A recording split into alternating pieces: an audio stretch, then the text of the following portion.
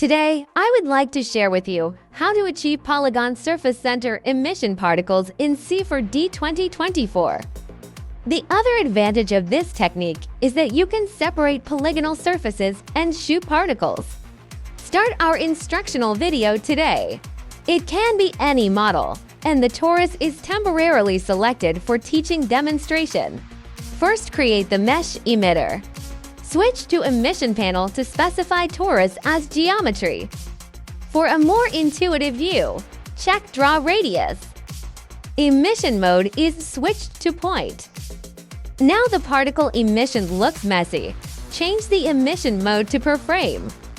Particles are now emitted according to all points of the polygon, and there is no polygon center point emission parameter.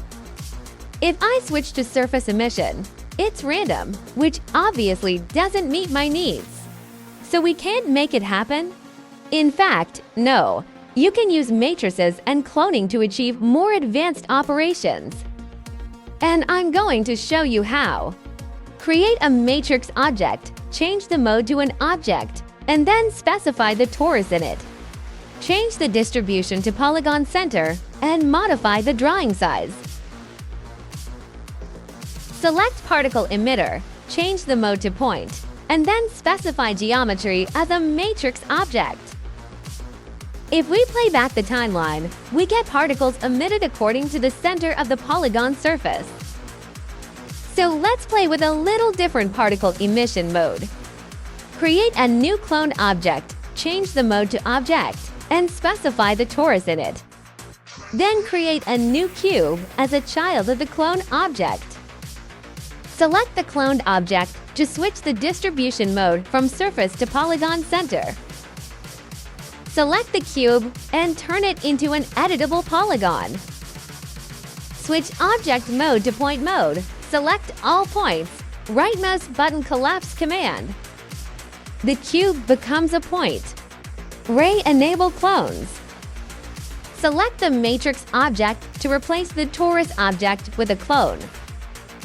Recalculate the particle simulation and find that it is the same as the original. Create a new null specified as a child of the cloned object, and then modify the display mode. There seems to be a problem with the null display of cloned objects. You need to toggle the enable of cloned objects to display correctly. Cancel the transparency of the torus. Copy multiple nulls to clone children to obtain unique shapes. Then, with the surface parameters of the torus, different effects can be obtained.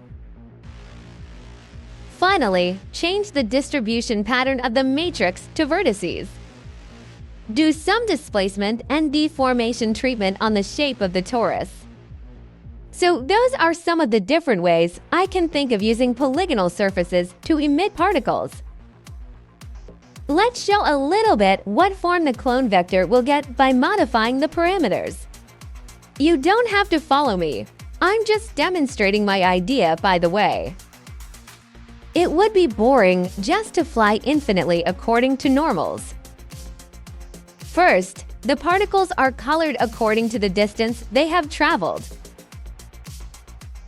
Then, the shape of the torus is animated with a deformer and a spherical domain. Animate with two different displacers, one that affects the y-axis position of the point. Another one uses noise to animate irregularly. I'm using redshift 3.5, so I need to use matrices as particles to render. If you need this C4D file to learn, you can download it for free on my Patreon. Thanks for watching. See you next time.